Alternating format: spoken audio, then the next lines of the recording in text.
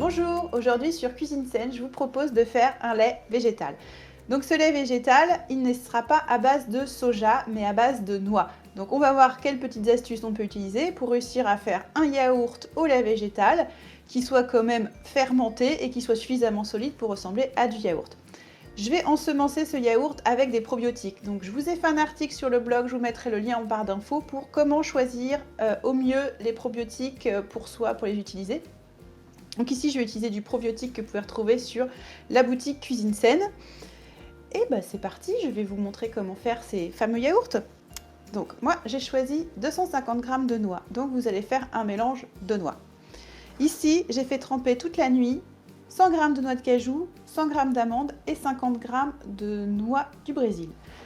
Maintenant, bien sûr, vous allez choisir les noix que vous aimez parce que les noix du Brésil, typiquement, ça a un goût assez prononcé. Donc, si vous n'aimez pas ça, ne les mettez pas. Vous mettez des noix de Grenoble, par exemple. L'histoire, c'est qu'il faut que vous ayez 250 g de noix, peu importe celle que vous utilisez. Noix, noisettes, ce que vous préférez. On va venir faire un lait avec au blender en ajoutant 800 ml d'eau. Ensuite, on va tout filtrer avec notre sac à lait végétaux pour avoir un lait végétal vraiment hyper consistant. Donc c'est parti, je mets tout au blender et je vais laisser 90 secondes pour que ça ait bien le temps de mixer. Alors si vous avez un blender qui est un petit peu mou, évitez les noix du Brésil qui sont hyper dures ou les noix de macadamia bien sûr. Maintenant si vous avez un blender très puissant, vous pouvez y aller, lâchez-vous sur les noix, même celles qui sont un petit peu dures. De toute façon même, enfin là elles sont trempées mais certaines restent quand même dures, hein. Les noix du Brésil restent très dures même trempées. Hop, donc 250 g de noix. Diverses, les 800 ml d'eau.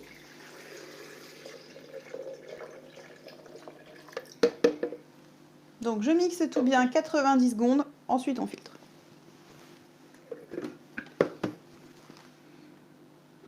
Maintenant je vais tout passer dans mon sac à lait végétal. Donc le sac à lait c'est quand même un peu plus fin qu'une étamine, donc je vous conseille plutôt d'investir dans un sac à lait si vous faites des laits végétaux régulièrement.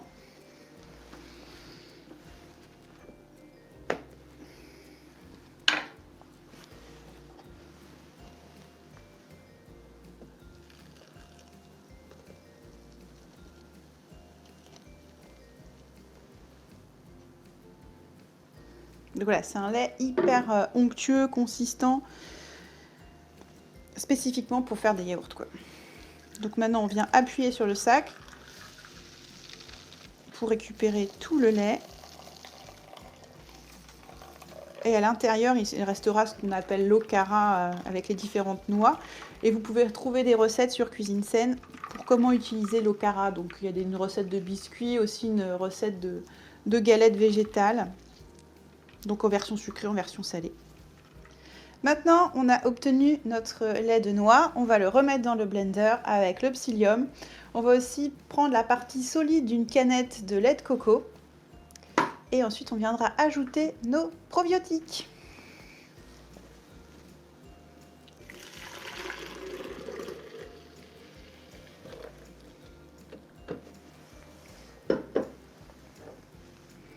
Donc la cuillère à café de psyllium qui va venir épaissir la préparation et donner une texture qui soit plus proche du yaourt solide que le yaourt liquide. Vous voyez l'idée?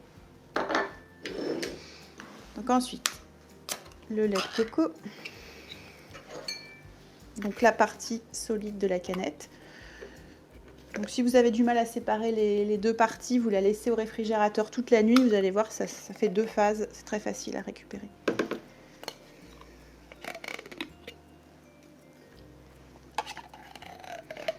Donc là, la coco, on va pas trop la sentir à la fin dans le yaourt, mais ça va donner beaucoup d'onctuosité. Enfin, tout va dépendre des noix que vous choisissez, mais souvent, enfin moi comme j'utilise des noix du Brésil, c'est un goût assez prononcé et ça prend le pas sur la coco. Si vous n'aimez pas la coco, c'est une solution. Donc maintenant, je viens mettre 3 capsules de probiotiques. Alors ce sont des probiotiques qui sont sans allergènes, sans produits laitiers, sans lactose, sans gluten, sans soja, sans sucre et qui conviennent aux véganes, aux végétaliens.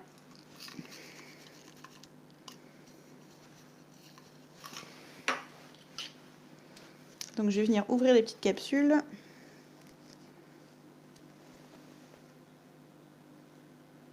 Donc c'est orange, la poudre intérieure c'est normal parce que la base c'est fait sur du jus de carotte. C'est pour ça que c'est vegan.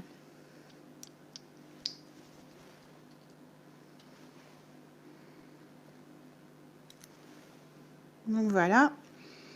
Je vais venir mixer tout ça rapidement pour bien homogénéiser et après je pourrai le mettre en yaourtière pendant une douzaine d'heures.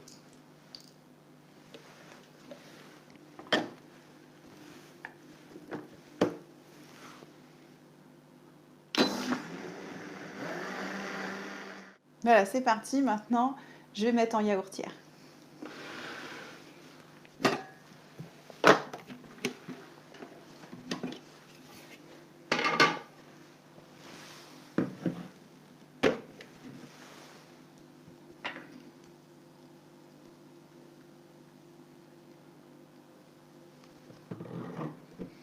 Donc on laisse une douzaine d'heures et on se retrouve après pour vous montrer le résultat. Voici les yaourts qui ont passé une douzaine d'heures dans la yaourtière et une nuit au réfrigérateur. Donc vous voyez qu'il y a deux phases. C'est un peu comme quand on fait un yaourt classique avec le petit lait par au-dessus. Donc ça, on ne va pas le récupérer, on va récupérer que la partie au-dessus. Donc on voit qu'il y a des petites bulles, donc le probiotique a bien fait son travail de fermentation. Donc je viens récupérer la partie supérieure de mon yaourt, la partie solide.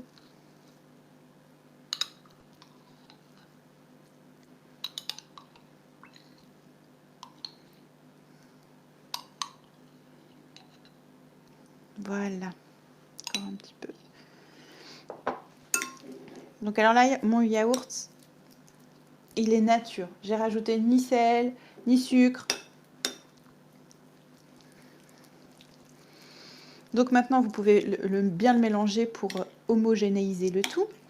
Vous pouvez le servir avec des fruits frais, rajouter du sucre, ou alors vous pouvez faire une version salée pour faire des sauces végétales. Maintenant, pour les adeptes des faux fromages, vous pouvez aussi vous en servir comme base pour faire des faux fromages. Vous avez aimé cette vidéo, n'oubliez pas de liker, de partager et de vous abonner à la chaîne. Et à la semaine prochaine sur Cuisine Saine.